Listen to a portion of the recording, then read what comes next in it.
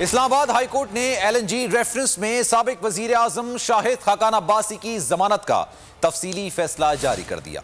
फैसले में कहा गया है कि LNG टर्मिनल में किसी गैर शफाफियत का तनाज़ा ही नहीं है।